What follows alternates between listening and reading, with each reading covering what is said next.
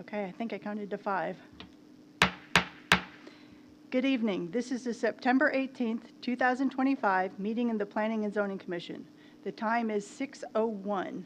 Our first order of business is to review the cases for this evening. We'll convene back into regular session at 6:30.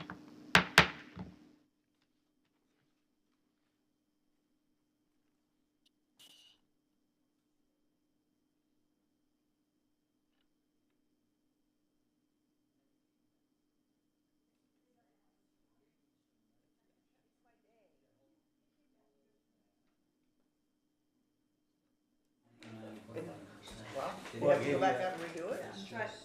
No, well, I did. He made me. Oh, we didn't hear you in here. Okay, usually sometimes we do, oh, well, whatever. So when they check it, they just look at it. Okay. All right. Item number 2, work session. We'll start tonight with a roll call of all the members of the commission present tonight. I am Sue Blankenship, Vice Chair. Cindy Bishop. Here? Ed Marr. Present. Kent Hoffman. Hafman. Not here. And John, I'm going to mess up your name too, Dobmeyer. Bang, dead on. Here. Here. The first order of business is, I'm Sue Blankenship, Vice Chair of the Commission. Commissioner members, we already did that. Chairman Haas is joining us virtually tonight. Yep. I'm going to mess this all up. Should be logging on shortly, Okay. if he isn't already. The first order of business is to begin the work session as identified on item 2 of the agenda as we discuss each case. I'll turn the work session over to Mary Farm Boswell. Mary, you identify staff members present, then lead the discussion. Thank you, Vice Chair Blankenship. So I'm Mary Farm Boswell, Senior Planner. We've got Matt Steer, Development Services Administrator, Mr. Cole Baker, Graduate Engineer, Mr. Bob Hager, City Attorney, and Ms. Cammie McGee, our Secretary.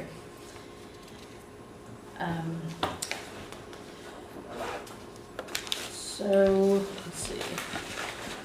The first item on your agenda this evening is AC Hotel by Marriott. I'll let Mr. Steer go over that since he was presenting that tonight.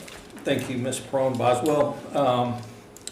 The hotel is located just west of South Beltline, north of 635, and one of the interior tracks of the Point West project. Let's see here. It was previously approved as a Hilton Garden Inn site. And then we administratively approved a change to AC by Marriott. Subsequently, they came forward and are requesting 4 additional rooms. So they've added on about 200 square feet to the building footprint and about 400 square feet to the gross square footage of the building. So by requesting four rooms, they're requiring a parking variance. So they've added a shuttle to and from the airport and surrounding businesses. So we're in favor of the requested variance and the PD amendment. And I'd be happy to answer any questions. Okay, I had a question because I drove by there. Yeah. And it looks like the extension, they've already started construction on the extra. Is that the area on the west side, north side, and it's only 2 stories? They started building that one Well, they shouldn't have started on this one. It's a brand new hotel. This Yeah. is behind Yeah, the okay. Dunkin' Donuts and the Panera. It's inset. Okay. Yeah. Oh, So, okay. so you're thinking maybe of the Homewood Suites sites? Yes. Yeah. Yeah. And there's a Okay. Hilton Garden Inn that's a companion hotel with that Okay, one. because it looks like they built the building and then they started adding a piece onto it. Okay, so that's the Hilton Garden Inn that moved over there, That's just as a over different here. site. This Got one's it. over here. Okay, Right. I'll pull up the aerial. good, because out I was there. confused by that. Yeah. So, any questions, concerns? So the plan that they present here is 134 rooms, but that is the legacy plan?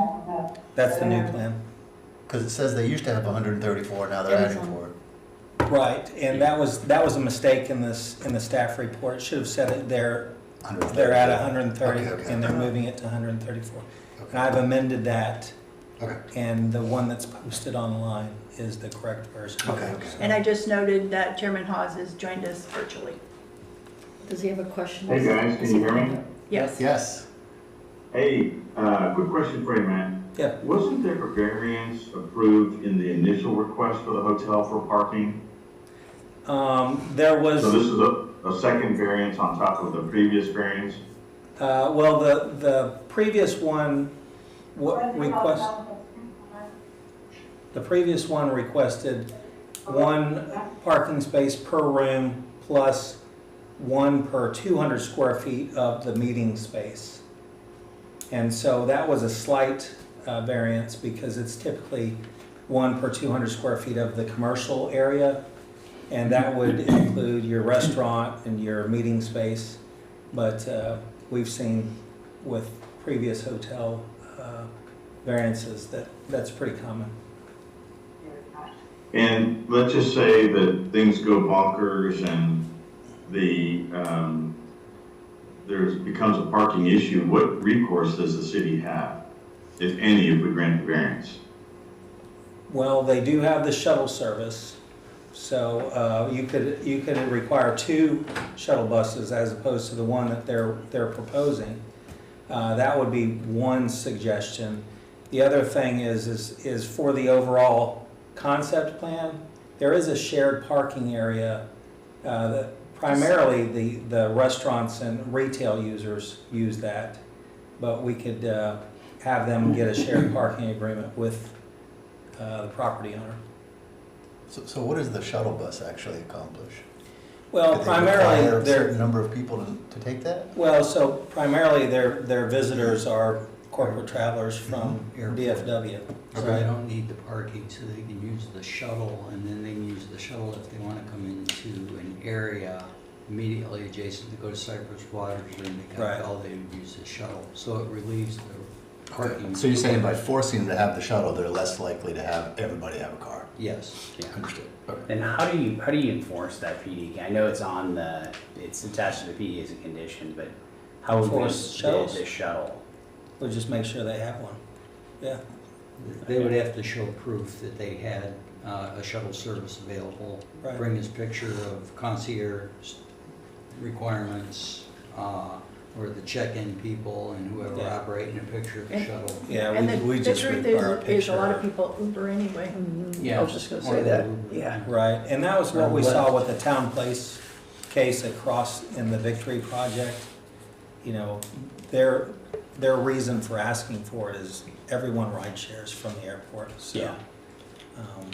And we actually approved the variance, just allowing their room count, their parking to match their room count there. So they're adding spaces in addition to their room count. And so this would be slightly more aggressive than that, right? This would be slightly less intensive. Less intensive, Yeah. okay. Because over that, you basically have the buffer of the 200 feet per meeting room Yeah. Well, added from what Well, they. they're requesting, with this request, one parking space per 450 square foot of meeting space, as opposed to the one per 200. Okay. So And what was it in the? it was one per 200 previously. But in the other hotel that you were mentioning? They just parked one per room. So No- they didn't no include adder. their meeting space. One Yeah, per they room. didn't- Yeah, they didn't have any meeting space. They had common area, but they really didn't have any Right. meeting space. Okay. But what, I guess. Well, we- no, they had meeting space, but they just parked at one per room. And that's what we had granted. So I Okay, went so through so this would be, they're parking like 137. 137, yeah. Okay, at 134 134 rooms, yeah. Okay, got it. Does that answer your question, Eddie? Yeah, I'm fine with it. I just wanted to make sure that there is some plan of action if it does become an issue. With all the Uber and stuff, I feel that it ought to work just fine. Yeah. Hey, cop! We heard that. Sorry about that. And then on there's, so one loading zone, which I think is typical for sort of a limited service hotel. 'Cause I don't think they have a lot of food service, but I don't know that that's a big issue, but since that was called out. Yeah, that was just previously approved, so Okay. I just carried forward that condition. Where is the loading zone? I don't even see It's it. on the west side. On the west side. Yeah, right there. Mhm. Oh, okay. All right, Mary? Anything else? We good? Yep. All right, so, the second item, or public hearing, relates to McDonald's. So, on 125 South Denton Tap, there currently exists a McDonald's. So what they're looking to do is to tear that down and build a new one. That one's been around since about 1987. Over the years, it's had a few changes where they added like the double drive-through. Took out the train. Took out the Took the train. train. Go the train, yes. And so what they're looking to put back, currently it's about 3,900 square feet. It's gonna come back about 200 square feet bigger than what is currently there. It's gonna go from angled parking, okay, so on the north side, there's angled parking. On the east side, along Denton Tap, there's 90-degree parking. And on the south side, there's 90-degree parking currently. With the new setup, it's gonna have angled parking north and south, so it'll be like a one direction that you can drive. Still gonna have this double drive-through. Like I said, it's about 200 square feet bigger. This layout actually has more landscaping than what is currently there. So part of that is, I think where the dumpster is currently, they're gonna angle it, they're gonna have some outside dry storage added. So they're gonna be about 5 parking spaces short of what they currently have and what's required. But with the double drive-through, that adds about 13 parking spaces. So, and in speaking with them, essentially a lot of their business is drive-through. So staff doesn't really have a problem with the parking variance, since they're gonna have like at least 5, what was it? 6 and 7 in the drive-through area, Is so it stacked? 13. Stacked, yeah. One of the, Although I'd like to, it makes me wonder, if they have any meaningful number of people here, then these 4 spaces are useless. well, but They are hard to get in and out of for sure. Yeah. Yeah. But realistically, people I think would park probably Yeah. along Denton Tap or on the other side of that. Yeah. So currently, their lobby hours are from about somewhere like 5 a.m. to 10 p.m. And then drive-through is pretty much open 24/7. They don't plan really on changing the hours of operation, maintaining essentially the same thing. Now, the one thing that they are also requesting is a variance to their monument sign. Currently, I don't think they really have a monument sign out there. There's like a little sign when you first drive in on the southern thing. I don't know if that's really a monument sign or more of a directional sign. Well, they've got a directional sign and they've got a little monument. a little monument Yeah, sign, yeah. it's small. But it's sunken into their parking area. So what they're asking for, typically we allow a 40 square foot monument sign, so 4 foot in height. But because of the location of where they want to put the sign, and we're still trying to work out the exact location, because what they're showing right now is in an island, and maybe try and move it up. We're trying to work out some stuff with the water line where they can actually do it, and footings and all that kind of stuff. So they're asking for it to be 5 foot tall, but it's only 3.5 foot wide. So it's significantly smaller in overall size, but it would be about a foot taller than is normal or what is allowed. I think because of the way the property is, it kind of slopes down from the street to where the parking lot is. Yeah, it's a pretty good grade difference. Yeah, so we're not opposed to giving a little bit extra height in order to make it a little bit more visible for them. So like I said, they are adding landscaping, more landscaping to the site. The existing parking along Denton Tap, like I said, is pretty much gonna remain in that location. It's 14 foot wide, where it's typically 15 foot, but we've allowed that because there's a fire lane that goes through there and a lot of other things that go through there. We're okay with that, maintaining that 14 foot landscape strip. Now, those parking spaces that are along Denton Tap, they're labeled as, I forgot what it was, pickup or Uber Eats, or, yeah, I forgot what the labeling is. To the southern end, yeah. To go. Yeah. Yeah, the to-go park. parking, so Yeah. is, I mean, even though that's restricted to that type of parking, does that still comply with the parking ordinance? Yes, Okay. yeah. Yeah, we don't differentiate between to-go space versus in dining. Right, but I don't think our ordinance says anything about it, because It that doesn't. kind of It happened is. with Yeah, COVID. Yeah. Between COVID, Okay. post-COVID. So, yeah. Most we people said we don't comply with that either. What? Well, there's that. So we have, so, you know, they've been toying with the idea of adding like a third window to the existing building, ultimately deciding to build this new building. So the new building will have kind of like pay window and then 2 pickup windows. So in terms of signage, only the monument sign is what we've seen. There's other signs shown on the building, but we're not approving those through this process. They'll have to come through and apply. We did send out the notices.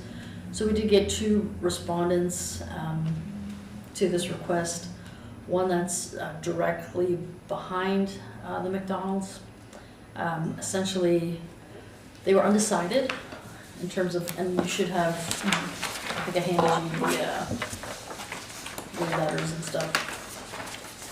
So the first one, the undecided, so they were concerned about noise from deliveries, garbage pickup, Pressure washer. yeah, noise Late from night cleaning. pressure washer, cleaning, lighting, the glare, that kind of stuff. So they had some, I think, some recommendations or conditions that they were hoping to have. Where did the letters go? So stuff like maybe not letting them pressure wash like after 10 o'clock, having the shielded lights, doing the studies. So we do a photometric study with the building permit anyway, so kind of some of that stuff is already built into our process. And some of it will just be, so like operations, I don't think we have control over when the garbage comes to get picked up. And Seems like they could though, could they not? what's that? They could. I don't know. Like Well, if they, one of the things we get concerned about really weird hour stuff is we don't have anybody to code enforcement to do anything about it. I mean, if they're picking up at 6:30 and they're supposed to pick up at 7 and they call and complain, there's really not anybody in code that enforces the zoning ordinance that time of day, so it's difficult for us to do enforcement in those weird hours. Does the city of Coppell have a contract with their public services for trash pickup, or is this individually for commercial use, they individually They contract? use Republic, I believe.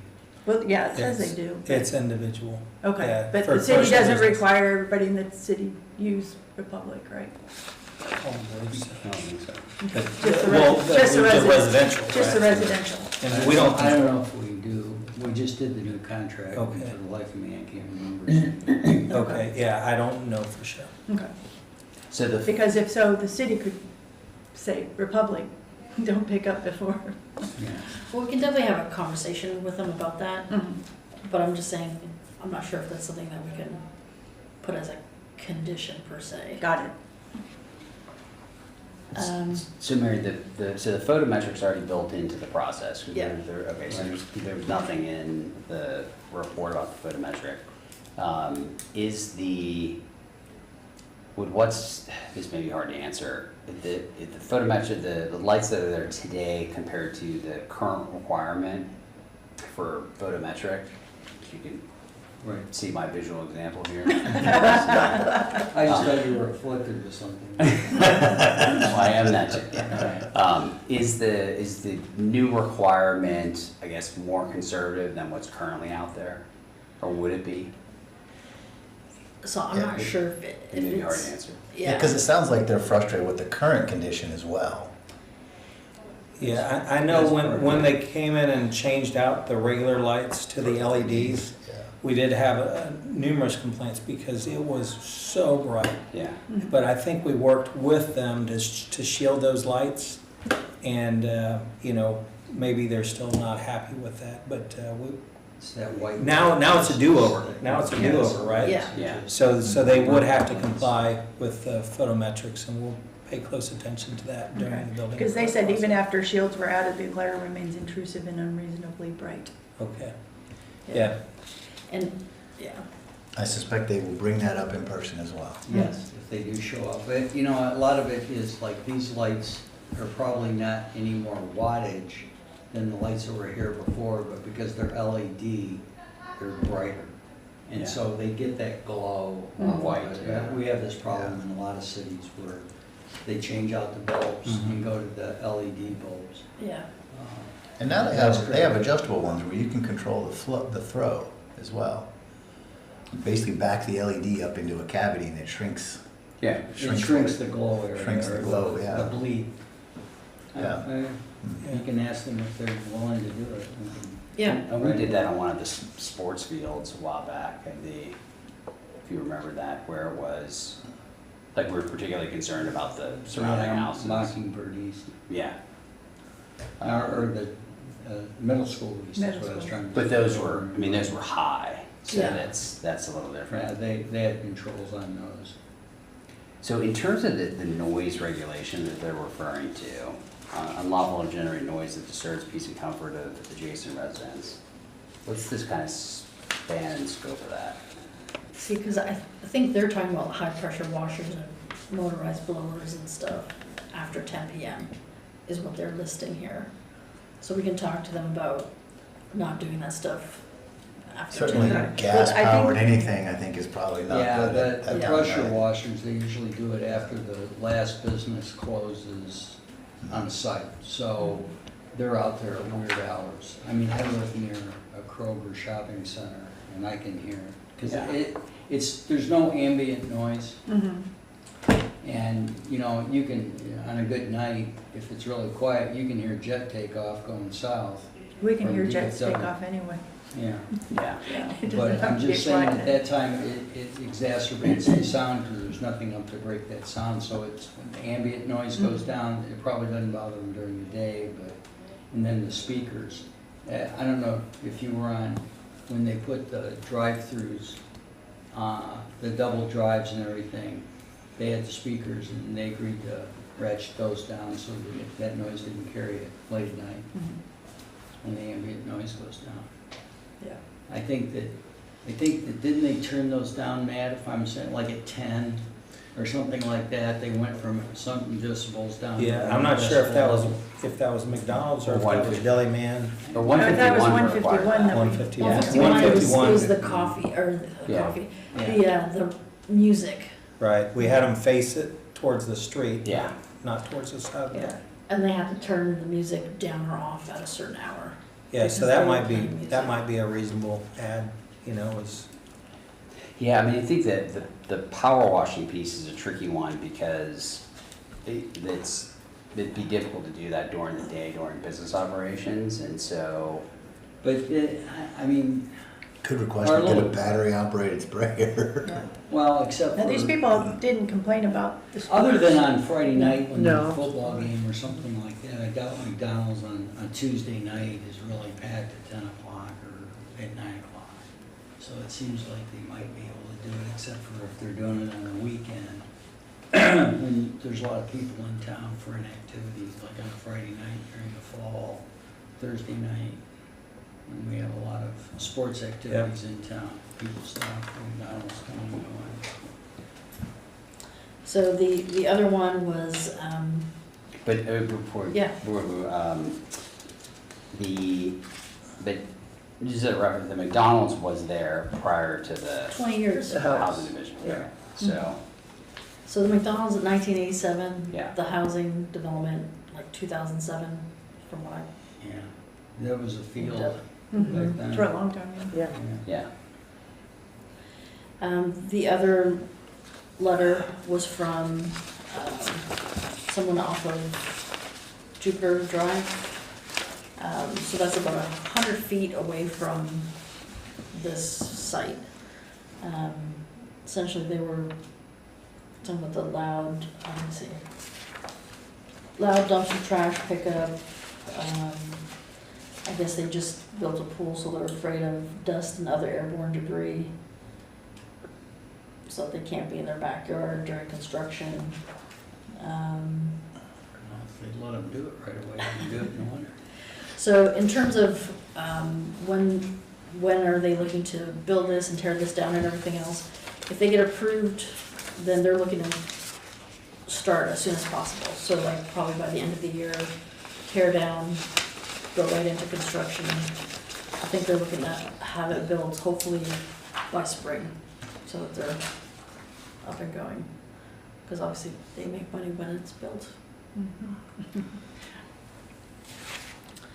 So those were the only two responses that we received. In terms of conditions, essentially to allow two drive-throughs, the landscaping as presented, the same hours of operation, and the monument sign as they're presented. And I think staff will have to work out the exact location of that based on footings and other easements that are in that area. So.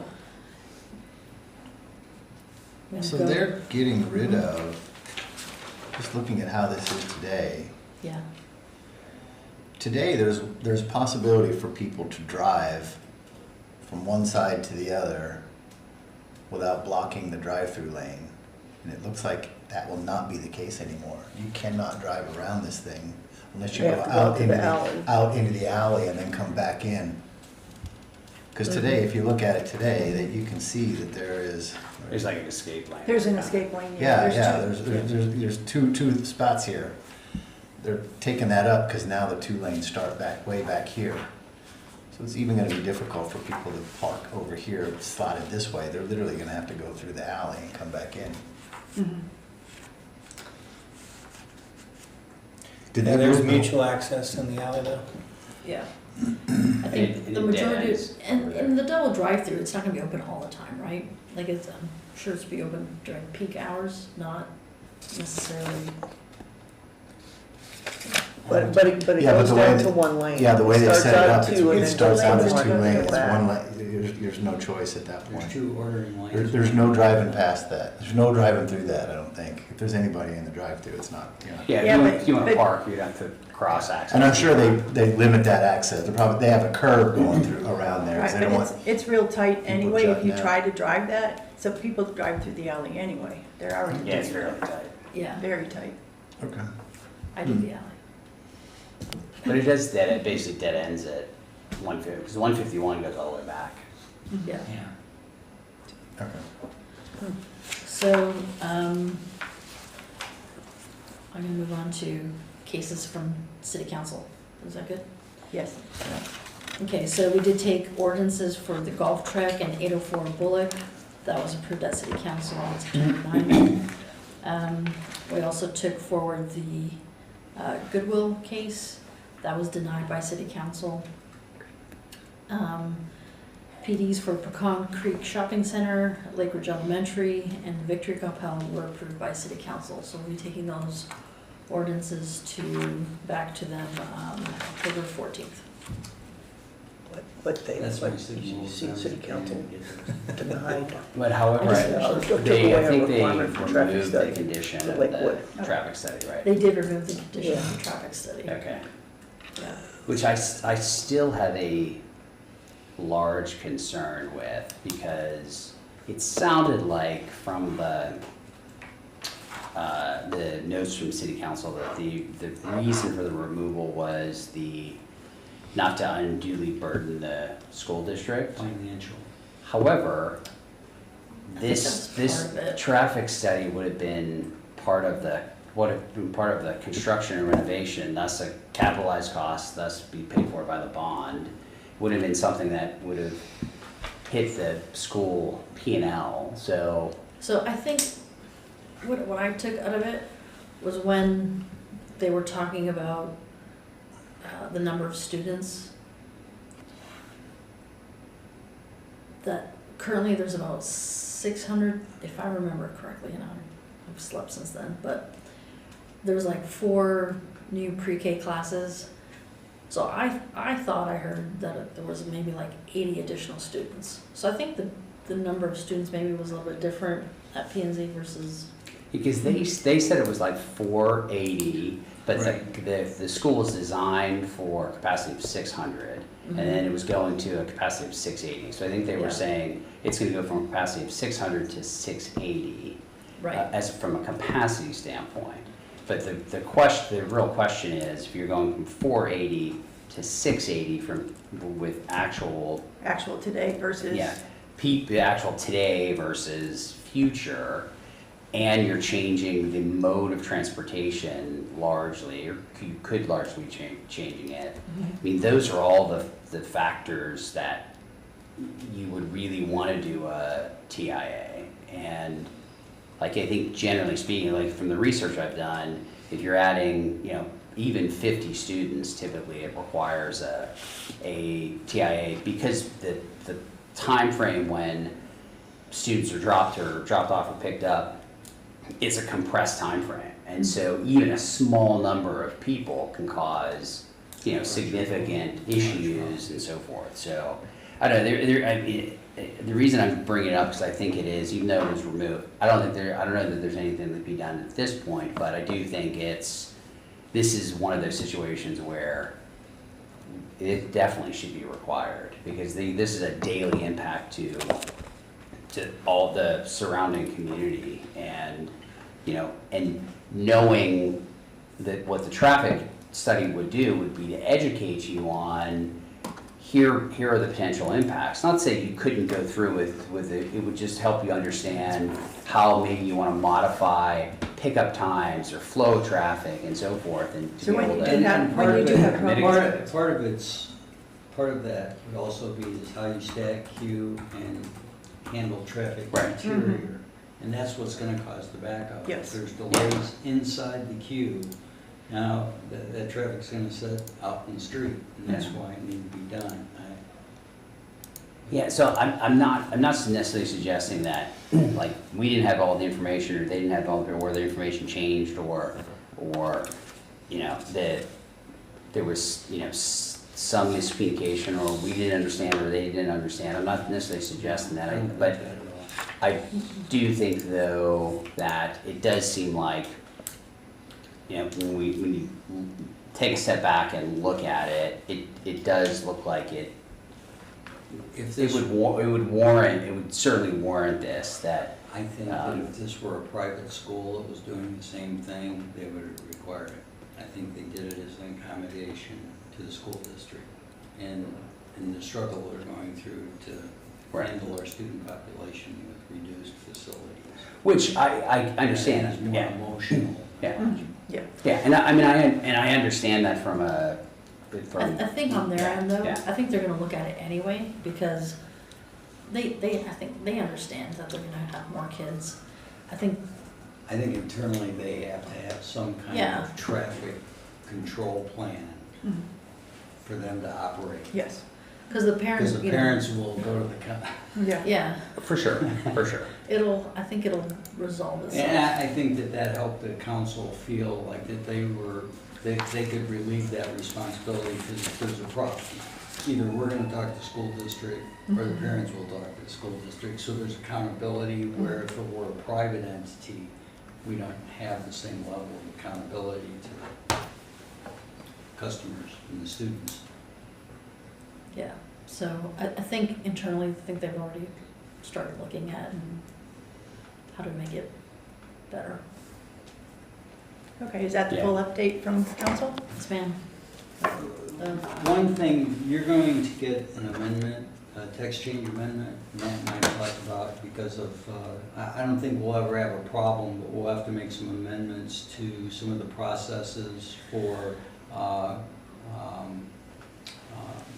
opposition on residential cases. There's more notice requirements. I don't think it'll ever apply to us, but I think we're required to bring those text change amendments, so you may see them in a couple of months. And if you swim in these waters professionally, outside of your responsibility here, you might see those as well. Changes that the legislature makes us deal with now with residential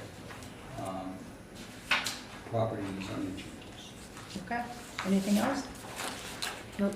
Okay, we'll now adjourn the work session. The time is 6:37. Does anybody need a short break? Okay, we'll resume the regular session at 6:45. How's that sound? Sounds good. Sounds good.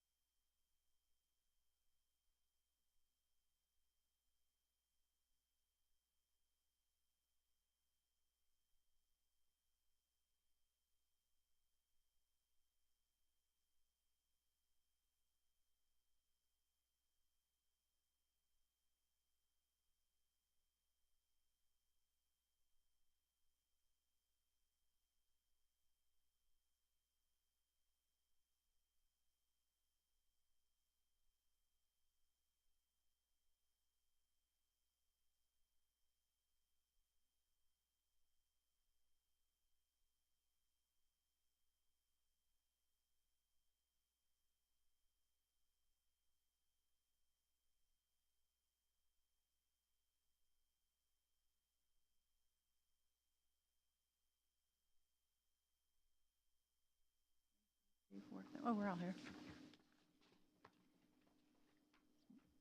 Oh, Mary's not here.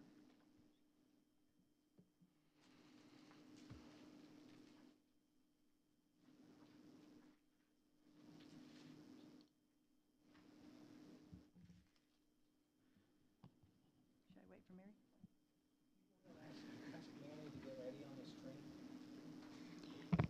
Manny, could you get Eddie on the screen, please? My microphone's on.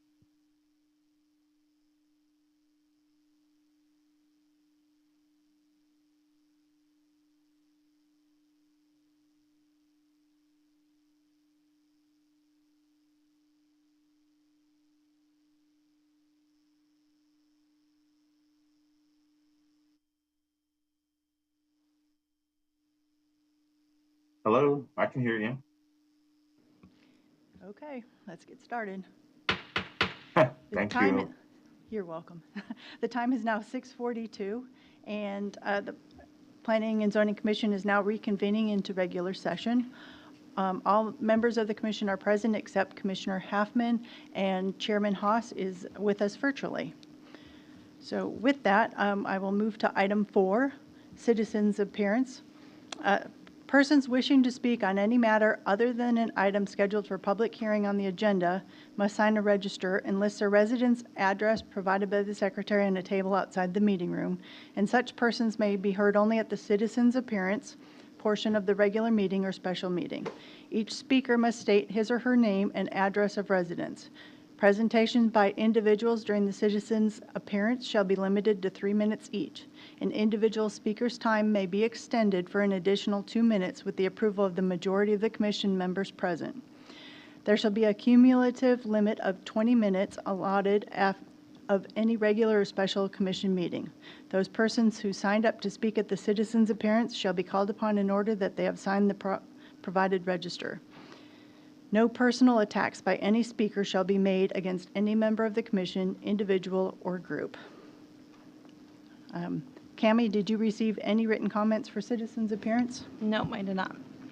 Since no comments were received, we will close the citizens' appearance and move on to item 4 on the agenda. Item 4 on the agenda. Hang on. It's item 5. Sorry, my apologies. Item 5 is approval of the August 21st, 2025 meeting minutes, of the Planning and Zoning Commission meeting minutes. Are there any questions or discussion by the commission?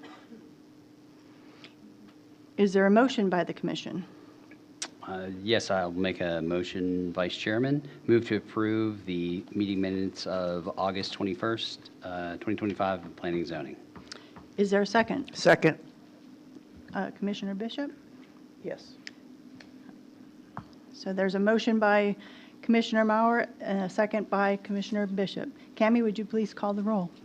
Please respond by saying aye or nay as I call your name. Commissioner Dobmeyer, Aye. Vice Chair Blankenship, Aye. Chairman Haas, Aye. Commissioner Mauer, Aye. and Commissioner Bishop. Aye. All approved, none opposed, motion carries. Okay, item 6 is a public hearing of PD 221R3R6 AC Hotel by Marriott. This is to consider the approval of PD-221R3R6 AC Hotel by Marriott, Lot 1R-8R, Block C, Duke Leslie Edition, a new detailed plan development, amending the currently approved hotels by adding 402 square feet and 4 rooms to the hotel layout on 2.66 acres of land located on the northwest quadrant of Highway 635 and South Beltline Road, at the request of D.K. Patel of Whitestone Hospitality Management, being represented by Alex Strimple with Quiddity Engineering, LLC. Matt, would you present the case, please?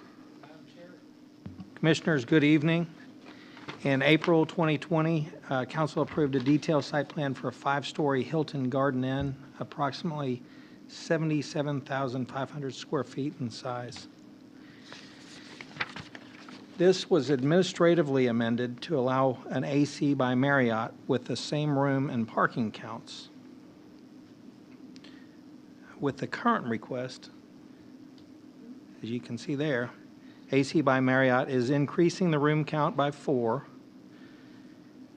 which requires 4 more parking spaces. They're proposing to offer a shuttle bus to and from the airport to offset the increase. And staff is comfortable recommending approval of this request with this as an added PD condition.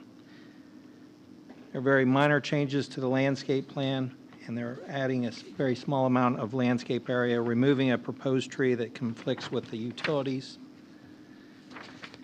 The building is proposed to be 5 stories in height with a combination of charcoal gray brick, white, gray, and bronze ephes with gray metal panels and accented with dark bronze vertical louvers. Here's a digital version of the color board.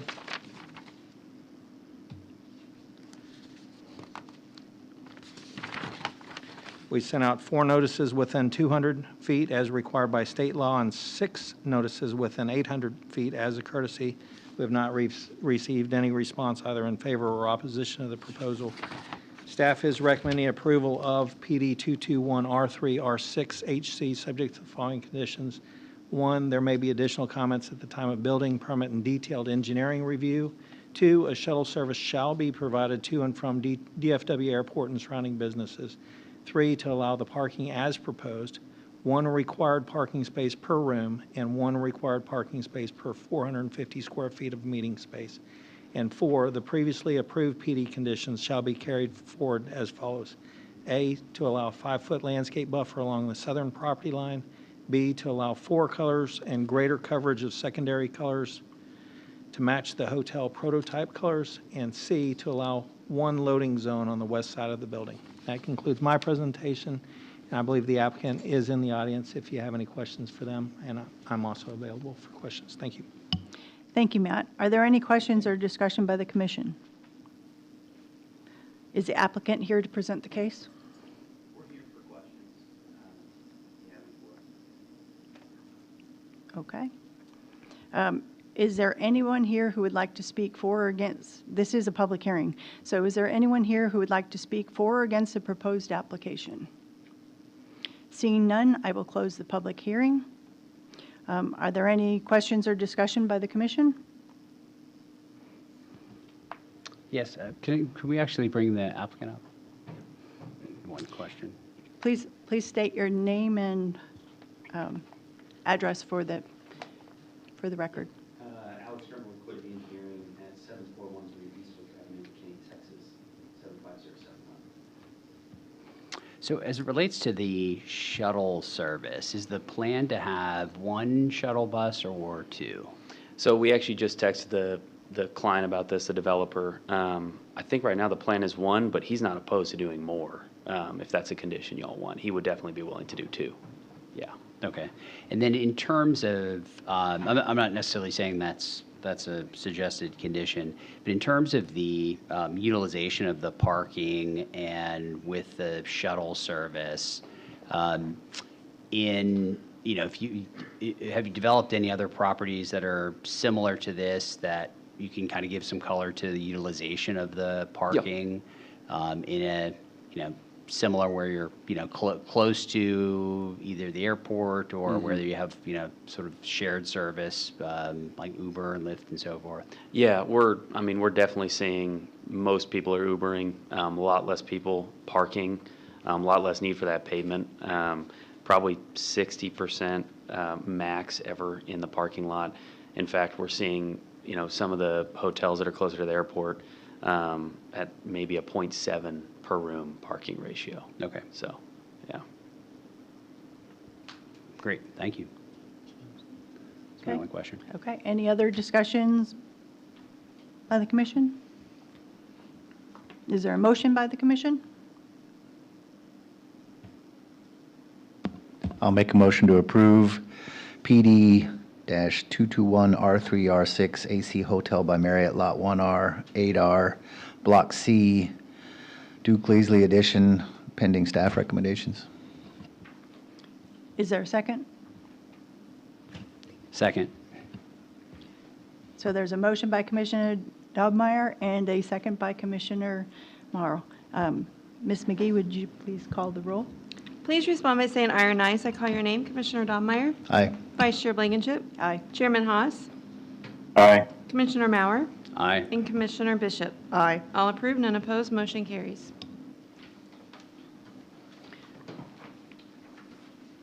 Item 7 is a public hearing, PD-325-R McDonald's.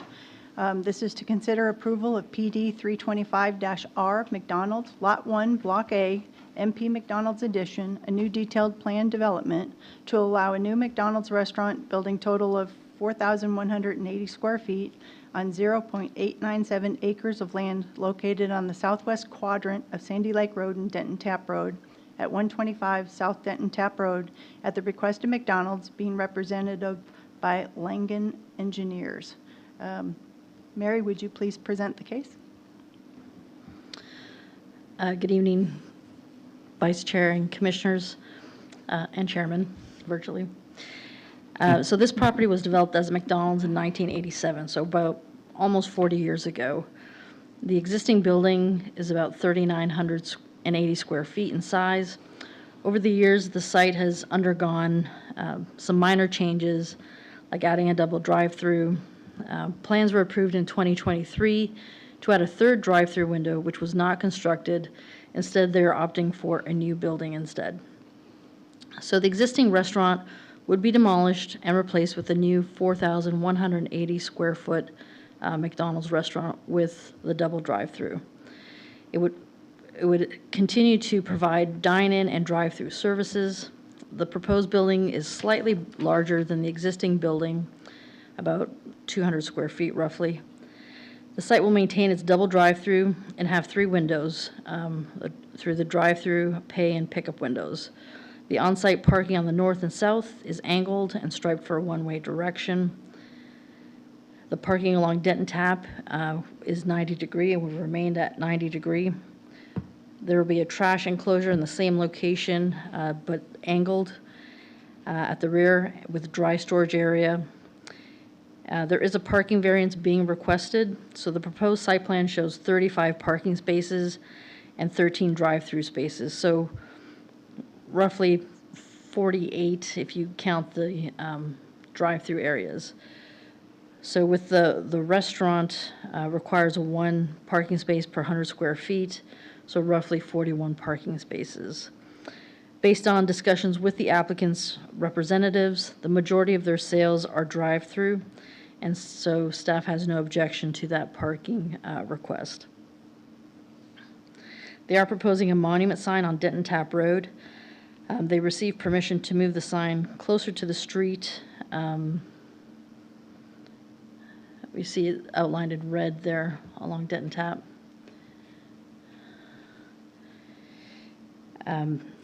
As allowed by ordinance. So they're currently showing it kind of in the island. We're working with them to see if we can move it a little bit closer to meet ordinance requirements or slightly more than that.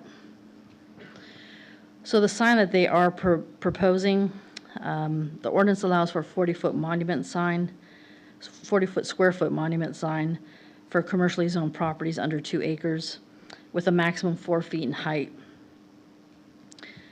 They are requesting an exception to this to allow them to have a monument sign that is 3.5 feet wide, but 5 foot in height. So the overall square footage is significantly less than the 40 square feet, but it would be about a foot taller than what the ordinance currently allows. In terms of the site, it slopes down from Denton Tap to the parking lot, so the taller sign would allow for better visibility due to the easement constraints. So staff is also in favor of this request.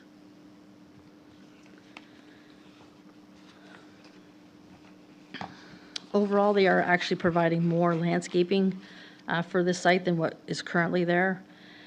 They're going to add additional trees around the perimeter, shrubs in the parking areas and along the building. The landscape along Denton Tap will remain the same width, 14 feet in lieu of the 15 foot, as the fire lane in this area is set and follows other developments in this section of Denton Tap. They are providing decorative paving in the parking area adjacent to the building on the north side. So in terms of building elevations, it'll be a combination of brick, stucco, metal wall panel system along the upper portion of the building, and aluminum batten vertical accents. As mentioned earlier, there's an indoor dining area and a double drive-through with 3 windows. The signage shown on the buildings here are for illustrative purposes only, so signage will need to comply with city requirements.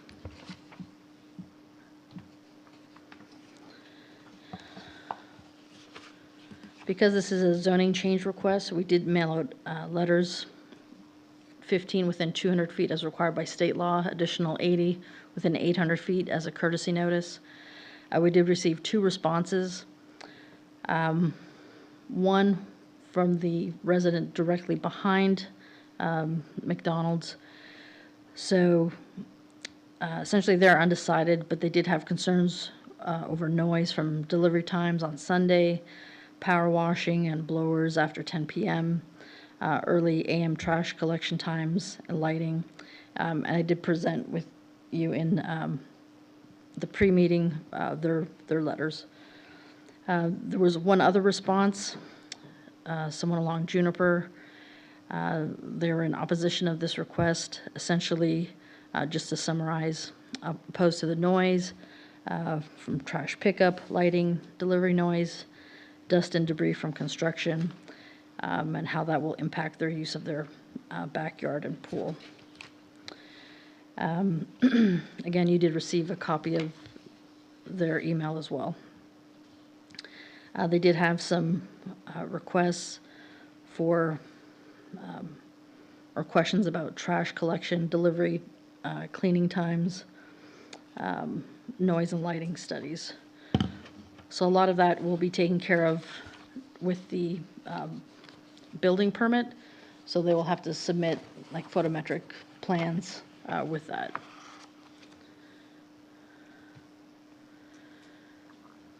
So staff is recommending approval of the request subject to the following conditions. 1, that there may be additional comments during the detail engineering review.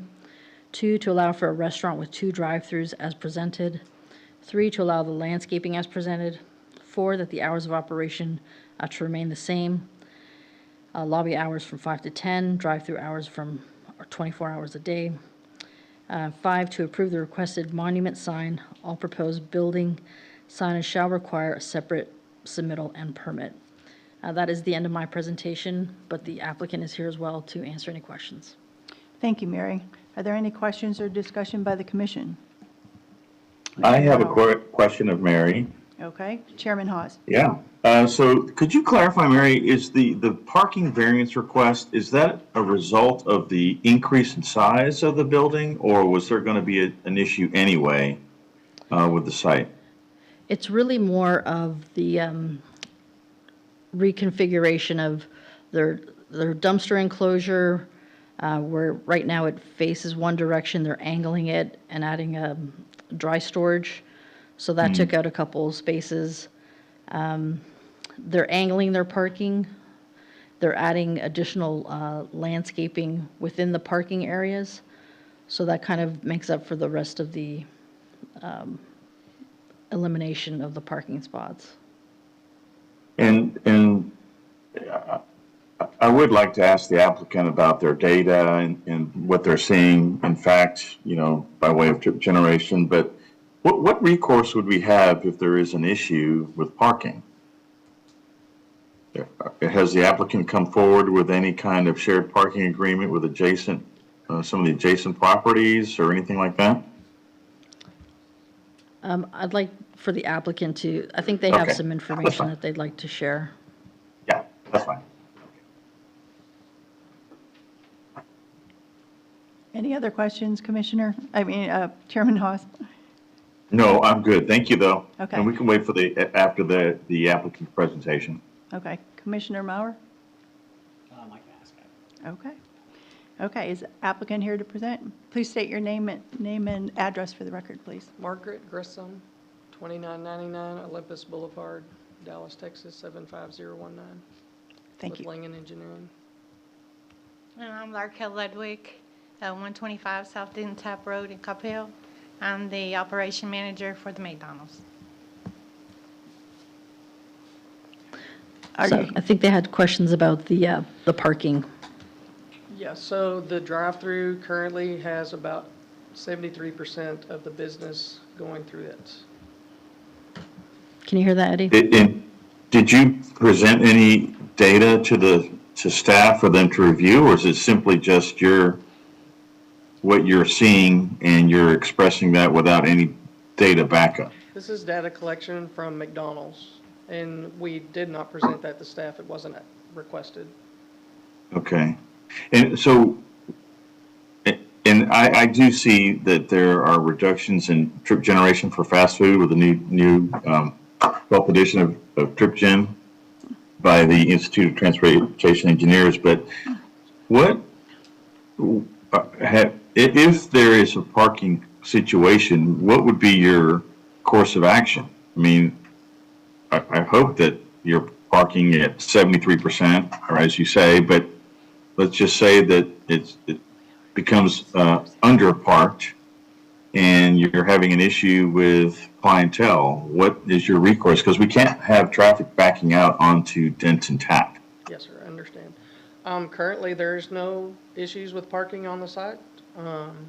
With the double drive-through, more people are going through there. Sometimes it's higher percentage than that. So we don't foresee any parking issues.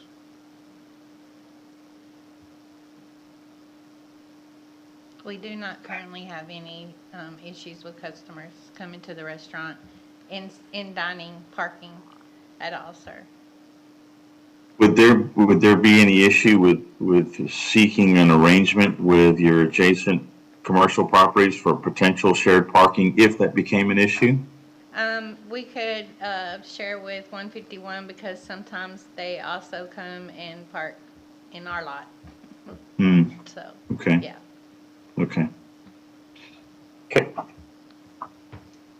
That answers my question on parking. I did have a question regarding the kiosks and the speakers. I remember that was an issue when the site came through the process a few years ago about sound and concern by the residents.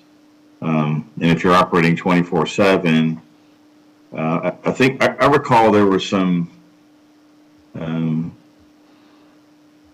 There was going to, you all ensured that there would be no, I think it was no sound greater than 65 or 67 decibels at the fence line or something to that effect. But I just want to make sure that, and I know we have the same number of drives, but I just want to make sure that that doesn't become an issue going forward. So we do have a report from our headset system provider, HME, that does explain the decibels with a car there, without a car there, how the volume gets less as it goes out, more as it comes in. Matter of fact, I was on the phone with her earlier today, and as a standard, the decibels in a standard installation on install is 84 with no car, no obstructions at the speaker. As it goes out, it's less. Okay. And Mary, are we comfortable with this?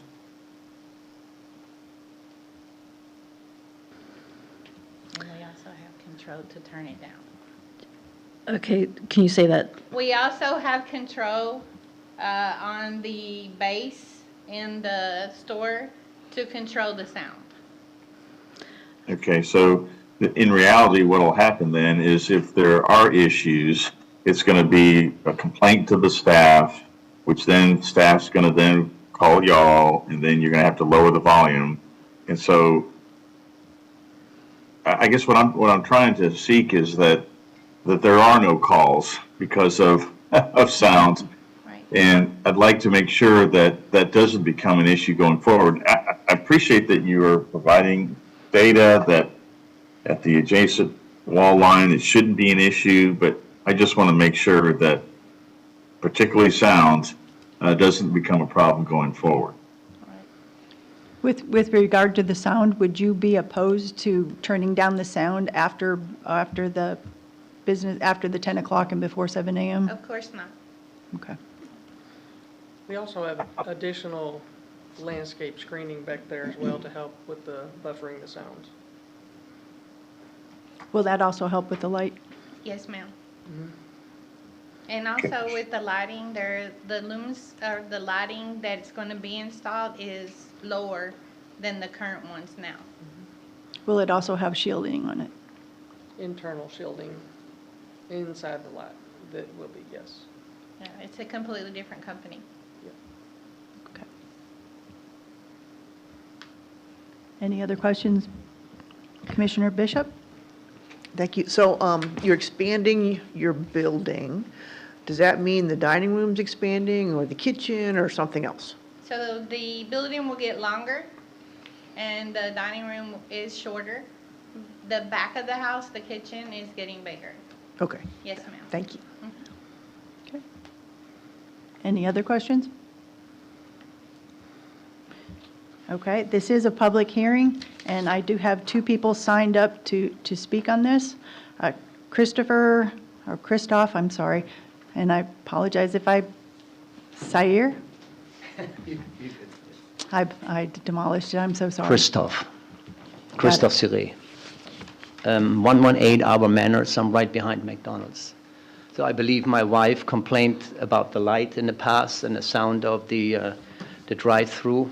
The drive-through sound has been somewhat fixed and it's not too loud, but the light is currently very horrible. So I would like to understand better how much lower the light is going to be, and if the light is directed towards the parking area rather than the house and shielded off. Because right now in our bedroom and in our living room, we're right behind the wall.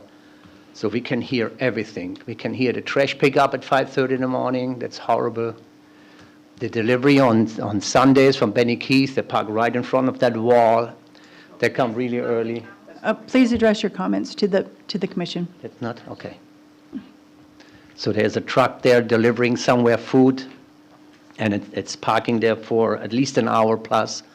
That's really loud. And there's cleanup at night after 10 o'clock with a blower or with a compressor to water, what's it called, power wash the parking lot, and that's really loud at 10 o'clock. That's unacceptable. So I would like to understand how the lighting is going to be fixed. I'd like to understand the addition of the plants or the trees and the scrubs, if that is towards that wall, to make it higher there to protect the sound a little bit. And that's it in a nutshell. You see? Yeah, that's about it. Thank you. Okay, thank you, sir. We have another speaker signed up, Larkel. I'm sorry. Okay, so you're good right now? Okay, thank you. Okay, this is a public hearing. Is there anybody else who would like to speak for or against the proposed application? Okay, seeing none, I will close the public hearing.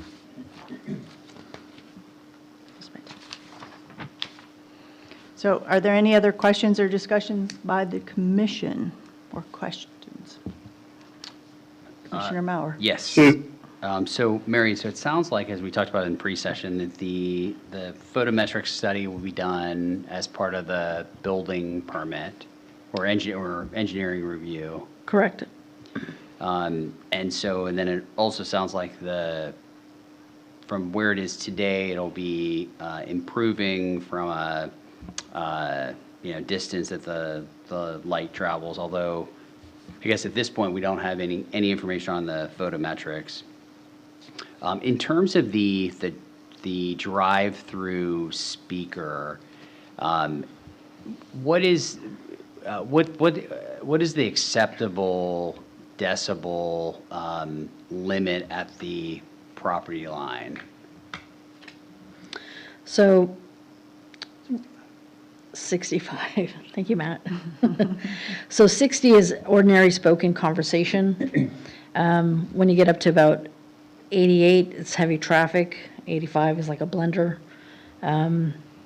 So 65, I would say at the property line. Okay. And then, I guess, do we know the type of speaker, what that would, like, what it's rated to be at that point? No, but according to what they're saying is that you can control the volume, so it can be adapted to be lower, especially at those 10 p.m. to 7 a.m. hours. Got it. I would suggest you could make that as a recommendation as well. Okay. And then the second question, Mary, in terms of the monument sign. Yes, sir. So as part of the condition, would we need to add, so I noticed on the original slide, the potentially, working with the applicant to move the monument sign closer to the road. Right. I'm not saying there's any issue with that, but does that have to be, do we have to specifically call that out as part of the condition, or do you have the latitude to do that? So by ordinance, it can go like 10 feet off of the property line already. But because there's a lot of easements that run north-south in that area, they were looking at, or we might consider, it might need to be a little bit less than that, or we're trying to figure that out still, honestly. Okay.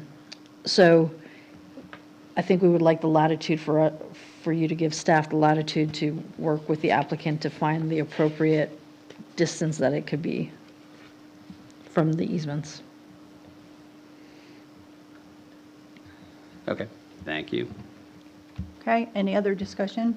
Ms. Blankenship, in light of the comments and questions by the commission, I would recommend that a noise reduction plan for the kiosk audio system be submitted and administratively approved so that the ambient air noise at the property line is achieved between 10 p.m. and 7 a.m. And so if that would be a condition that Mary and Matt would accept, that'll be part of their recommendation. And then the second one was to allow administrative approval of the placement of the monument sign to accommodate utilities and traffic sight triangle as you're coming in and out of there. And that would be approved administratively by the planning department and the engineering department. Thank you. Okay, any other questions? Sue, I'd like to follow up on the comments I heard from the public regarding some of the cleanup operations and deliveries. I'd like to understand that a little better from the applicant. Would you come back up? Thank you. Yes, sir. So, the deliveries that the public is referring to is not McDonald deliveries. It's, I'm sorry, would you mind speaking in the microphone? Into the microphone. Thank you. The deliveries that the public is speaking of is not McDonald deliveries. It is 151's truck. It's not our truck. Also, with the new design, our truck is going to be pulling on the drive-through side where the double lanes are, away from the residents, so they won't hear the truck at all. When are deliveries made? So on Sunday, our delivery comes at 11:30 a.m. in the morning. Okay. And on Wednesday, it comes at 12 noon. Okay. To me, that sounds reasonable. Now, what about the power washing, the parking lot, those kinds of things? Are those activities occurring? When do those activities typically occur? Those activities occur once a year. We have a special inspection where we get our lot striped once a year, restriped by a professional company. And that's maybe what he's referring to, because that is the only time that at my locations, McDonald's, that I ever have power washing or any type of machinery after hours, so that the customers don't drive on the paint. And if there is power washing, when you said that would occur after hours, what time would that be? So generally, the power washing, what we do is the power washing is done on a Saturday, and it's done anywhere between 7 and 2 in the morning. And like I said, it's one day and one time only. It's not something that is repetitively done. Does it require a full 5 or 6 hours to do? It approximately 6 or 7? takes 2 hours. 2 hours? And they try to do So- it when we're not busy. Yeah. Yeah, I guess I'm just, to me, on a weekend, I could see a little later going on, but up to 2 a.m., I don't know, that might be a little bothersome. Is there any chance that this stuff could get done between, you said 7 and 10 p.m.? If it's going to occur during a weeknight and on a weekend, maybe by midnight? So with the power washing, we do have to close down the business.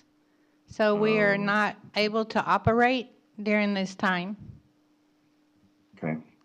I would like for you all, I'm not going to make that a condition, but I would like for you all to be very cognizant of that and to try internally for y'all to try to get that done before late morning, early morning hours if possible. Yes, sir. We will try to get that done. Okay. And as far as the trash dumpster, as noted in the design, our trash truck will also be coming into the property from a different direction. And the trash dumpster that is being referred to is 151. It's not ours. Wow. Okay. Thank you. You're welcome. Sue, that's all I have, Sue. Thank you. Okay, thank you very much. Is there any other questions or discussion by the commission? Commissioner Bishop? Thank you. I don't know if this is a question for staff, maybe rather than the applicant. On the trees that are going to be planted on the west side, how tall are they?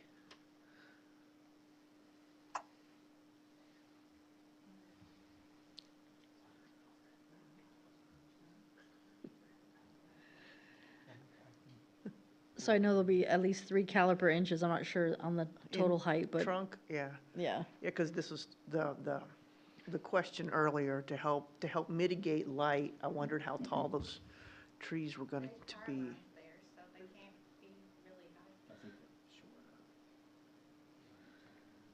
Yeah, somebody said there's power lines there, so they can't be that tall because they would interfere with the power lines. Right, and so also, where those trees are located, then there's an alley behind it and then a wall. So McDonald's doesn't back up directly to the residence, there is an alley in between, or a roadway, rather. That's true. Is that alley their property or is that It's public property? 151, Behind. yeah. 151 has kind of an oddly shaped lot. It has access out to Sandy Lake. Okay, is there any other questions or discussion by the commission? Is there a motion by the commission? Yes, Vice Chairman, I'll move to approve PD 325R McDonald's Lot 1, Block A, the new planned development, subject to staff conditions with the additional 2 conditions. The first of which is that a noise reduction plan be submitted for administrative review and approval to allow for the mitigation of sound from primarily from 10 p.m. to 7 a.m. And then 2, administrative approval, to allow for administrative approval for the location of the monument sign to address easement and utility placements as it relates to the monument. Okay, is there a second? I'll second. Okay, the motion by Commissioner Mauer, second by Chairman Haas. Ms. McGee, would you please call the roll? Please respond by saying aye or nay as I call your name. Commissioner Doddmeyer, Aye. Vice Chair Blankenship, Aye. Commissioner Haas, I'm sorry, Chairman Haas, Aye. Commissioner Mauer, Aye. Commissioner Bishop. Aye. All approved, none opposed, motion carries. Okay, item 8 on the agenda is an update on the city council items. The commission was updated by city council items during the work session. And item 9 is adjournment. There being no further business before the Planning and Zoning Commission, I adjourn the meeting. The time is 7:21.